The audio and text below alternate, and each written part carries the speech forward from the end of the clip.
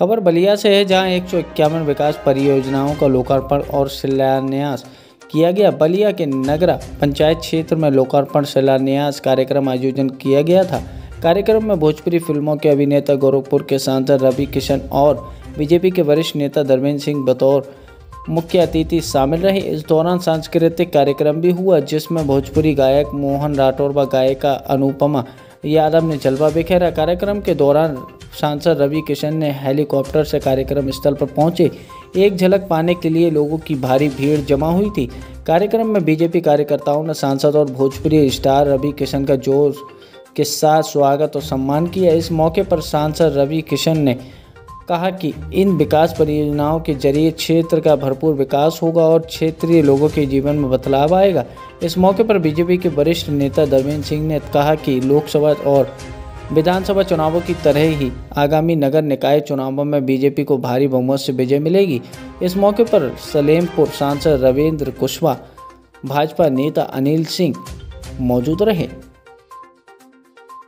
151 लोकार्पण शिलान्यास का कार्यक्रम था और मैं अनिल सिंह जी, विनय सिंह जी को धन्यवाद करता हूँ। भारतीय जनता पार्टी की विचारधारा के साथ नगर पंचायत पहली बार बनी। ये इतिहास एक हुआ है, यहाँ पर विकास की गंगा यहाँ बने। यशस्वी प्रधानमंत्री मोदी जी, पूज्य महाराज जी का सपना पूरा हो कि पूरा एक छोटा छोटा कस्बा भी एक आज नगर पंचायत बन रहा है और वहाँ पर एक उसको एक अपनी आइडेंटिटी मिल रही, पहचान मिल रही। बहुत बड़ा दिन था आज का नगरा की समस्त धरती के लिए। मैं इनको धन्यवाद। ठीक है यार। जिस तरह से आज आपने शिलान्यास किया, कितने की लागत से ये शिलान्यास है? कितना लगल? 12 करोड़ रुपया पूरा लगल। जी, देखा जा रहा है कि मैनपुरी और रामपुर में उपचुनाव होने जा रहा है। ऐसे में मैनपुरी देखा जा रहा है कि समाजवादी पार्टी का गढ़ रहा है और लगातार पिछली बार नेताजी 90,000 वोट से जीते थे मात्र उस टाइम पर, क्योंकि बसपा सपा साथ लड़ी थी। इस बार मैं आप लोगों को घमंड से नहीं, पूज्य महाराज जी भारतीय जनता पार्टी के विकास कार्यों से, हमारे क्षेत्रीय अध्यक्ष जी यहाँ बैठे हैं, हम लोग फिर मैनपुरी भी जीत रहे हैं हम लोग, और बाहर रामपुर में भी चुनाव हो रहा है, हम लोग वो जीत रहे हैं। जी, देखा जा रहा है कि दिल्ली में जिस तरीके से एक कांड हुआ कि एक लड़की को 35 टुकड़े काट कर फेंक दिया गया, और उसके बाद एक लखनऊ में भी लव जिहाद का मामला है और 4 मंजिले से उस लड़की को देखिए, मैं समस्त लोगों से पूछना चाहता हूँ, जो वायरल हो जाता है, मैं कंट्रोवर्सी में आज कुछ बोलता हूँ तो वायरल होता है, लेकिन मैं हाथ जोड़ करके सभी माता पिता से बोलूँगा, अपने बच्चों को, अपनी बेटियों के दोस्त बनो, बचपन से उनको समझा दो, उनके साथी बनो, उनके मन की बात जानो, किसी को बहकने ना दो।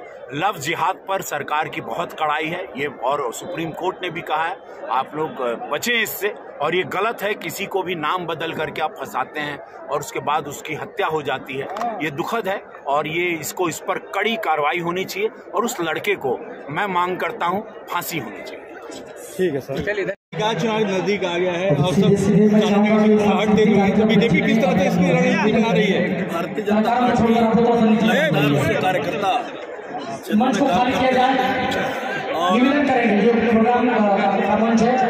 मोदी जी के नेतृत्व में जिस प्रकार से देश में विकास हो रहा है, पूरे दुनिया में भारत का मस्तक ऊंचा हो रहा है। योगी जी के नेतृत्व में जिस तरह विकास के साथ साथ आस्था के केंद्रों को मजबूत करने का काम और कानून का राज स्थापित हो रहा है, मुझे विश्वास है कि उत्तर प्रदेश की जनता जनार्दन जिस प्रकार से लोकसभा के चुनाव में, विधानसभा के चुनाव में अपना आशीर्वाद देती है, उसी प्रकार निकाय के चुनाव में भी यहाँ की जनता, उत्तर प्रदेश की जनता जनार्दन भारतीय जनता पार्टी को अपना आशीर्वाद दी। तो जिस तरह से विधानसभा का चुनाव हुआ, उस तरह से नगर निकाय के चुनाव में भी बीजेपी उतरेगी क्या? बिल्कुल सर, नगर निगम के हर चुनाव में, चाहे वो नगर पंचायत के हों, चाहे नगर पालिका के हों, चाहे नगर निगम के हों, चाहे वार्ड के हों, सभी चुनाव में भारतीय जनता पार्टी अपना कैंडिडेट। देखा जा रहा है कि गुजरात में भी चुनाव और हिमाचल प्रदेश में भी, लेकिन विपक्ष पूरा एकजुटता होकर और दमदारी के साथ वहाँ चुनाव लड़े। क्या बीजेपी भी इस बार भी अपना गढ़ बचा पाएगी? देखिए, मोदी जी आज केवल देश में ही नहीं, दुनिया में भारत का मस्तक ऊंचा कर रहे हैं। दुनिया में भारत को गौरवशाली अतीत के रूप में आगे बढ़ा रहे हैं। तो निश्चित रूप से 2019 के जब लोकसभा के चुनाव हुए थे तो सभी दलों ने उत्तर प्रदेश में मिलकर के भारतीय जनता पार्टी के खिलाफ चुनाव मैदान में उतरे थे और सबने देख लिया कि जनता का आशीर्वाद मोदी जी और योगी जी के साथ है। इसी प्रकार देश के अंदर कोई भी षड्यंत्र अब नहीं चलने वाला है। सभी लोग मन बना लिए हैं मोदी जी के नेतृत्व में। हर चुनाव हम सब, चाहे वो हिमाचल के चुनाव हो, चाहे गुजरात के चुनाव, प्रचंड बहुमत के साथ भारतीय जनता पार्टी जीतेगी।